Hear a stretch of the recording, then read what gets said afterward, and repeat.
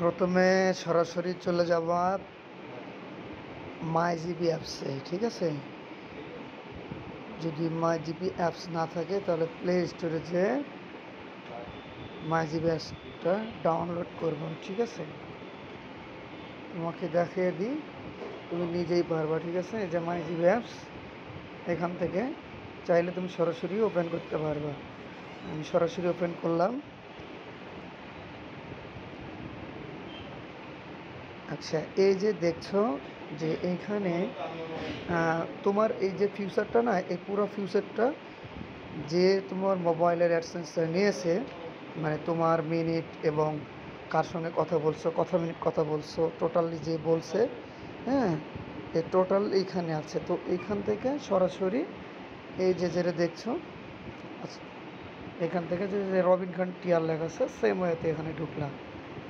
এটা হচ্ছে শর্টকাট। দেখো লেখা হচ্ছে লিঙ্ক, আমরা লিঙ্কে না যেয়ে দেখো অ্যাকাউন্টসে চলে আসবো। এই যে নিচে অ্যাকাউন্টস দেখছো না, অ্যাকাউন্টসে আসবো।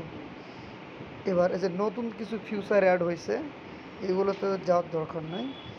এখান থেকে সরাসরি এই যে ইউজ স্টোরি, ঠিক আছে? নাথিং শো, আমার কেউ নাই, আমি ওটা রাখিয়ে নিই।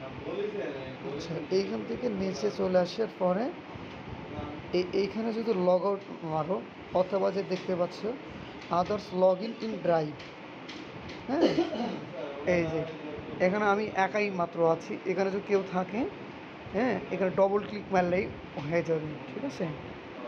আশা করি বুঝতে পারছো। হুম, এইটা।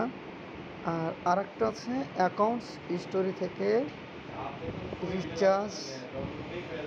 আচ্ছা, আমি একটাবার একটু ঢুকে দেখাই। ম্যানেজ অ্যাকাউন্ট নাই, আমার লিঙ্ক অ্যাকাউন্ট নাই, এগুলাকে চেক করে নিবা। Manage subscription, my apps, delete my account, S M S নাই। তাহলে এইখান থেকে সোজা আদার্স লগ ইন, ঠিক আছে? এইখানে ঢুকলে পেয়ে যাবা তোমার ডবল লগ ইন আছে কি বা নাই। ওকে।